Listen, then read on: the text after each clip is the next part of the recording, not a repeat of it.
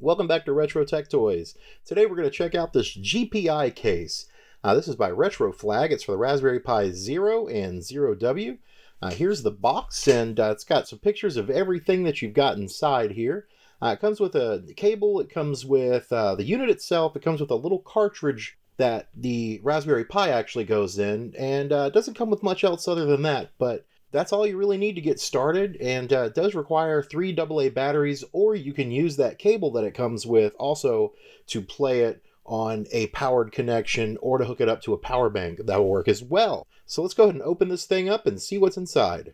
Alright, so here we are. Here's the unit itself, and there's not much to it. It's a very compact little unit. I mean, it's basically the size of a Gameboy, pretty close. There is the SD card slot and the volume slider. Here's a headphone jack. And right here you have the volume up and down and where you'd plug the power in. And if you open this up here, you've got 3 AA batteries and a hidden USB port right there. These are the buttons. This is your right and left button. Now it's a little awkward. Here are the rest of the buttons. You've got your select and start, and you've got 4 buttons, A, B, Y, and X, and your directional pad. And here's the little cartridge. It just pops out.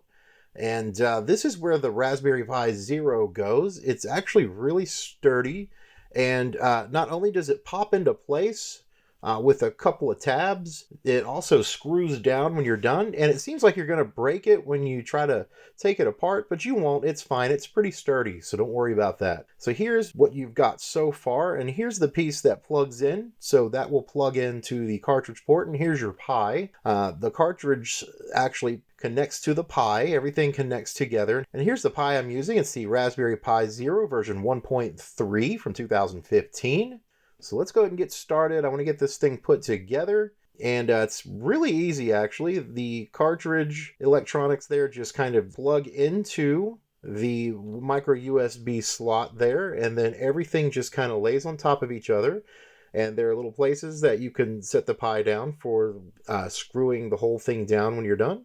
And the cartridge just snaps back into place, and that is literally it. The GPIO port there on the Pi will make contact with the cartridge itself, and that's what gives it its connection. And as you can see again, that's really sturdy. You're not going to have any problems there, so let's just go ahead and screw this back into place. And once we get it screwed down, it'll be ready to boot up.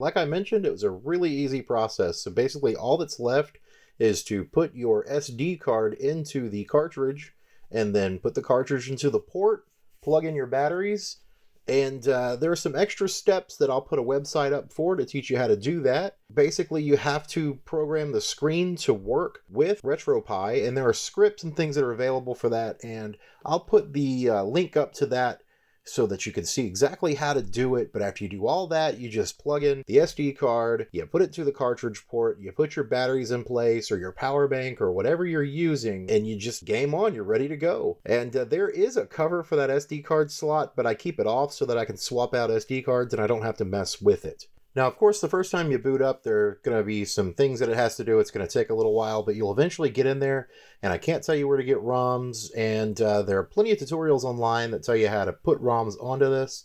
So let's just go ahead and get to the gameplay. As you can see, my battery light is flashing because I've been playing this thing for a little while.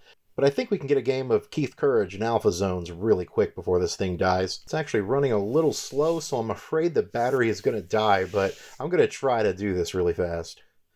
Yeah, it's running too slow, but you know what? I'm going to go ahead and leave this in the video because this is what happens when the battery dies on this device. Everything freezes and it goes dark. So let's go ahead and switch out these batteries and we'll be right back to it again.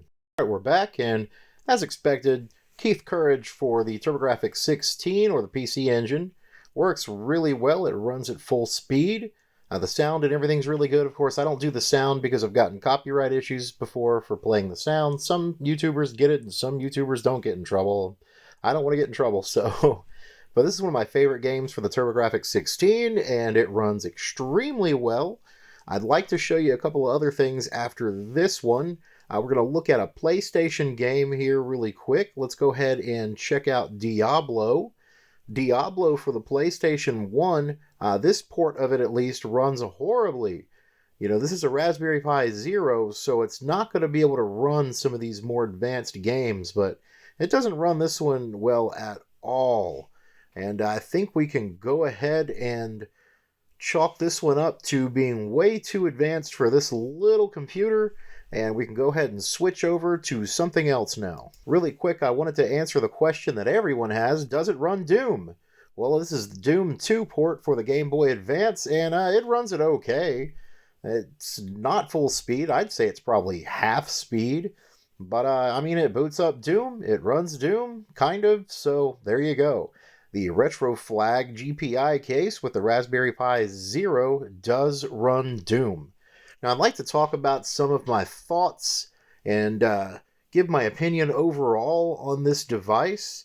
It's about $69, and I'm happy to leave a link up for anybody that wants to check it out if you're interested. It's a little expensive, but for what you get, it's pretty well worth it, I think. I don't really like the size of the screen, even though that's just kind of how it has to be. This is supposed to duplicate a Game Boy. My eyes just aren't that great, so it's kind of hard to see with that screen size. But that's okay. It's a very clear screen. The sound leaves something to be desired, but that's much better if you plug in a set of headphones. Overall, this is a really sturdy device. I've dropped it a couple of times, and it's just perfect. There's not a ding in it. So, yeah, it's great. It takes batteries. You can hook a power bank up to it. You can hook it up to the wall. It's pretty awesome. I recommend this if you're into the Raspberry Pi. So thank you so much for watching Retro Tech Toys. I'll be back in a couple of days with more videos. Make sure to check out our Twitter and our official website at retrotechtoys.com, and be sure to hit that notification bell and subscribe so you know when we release more content. And thank you so much for watching Retro Tech Toys. We'll see you next time.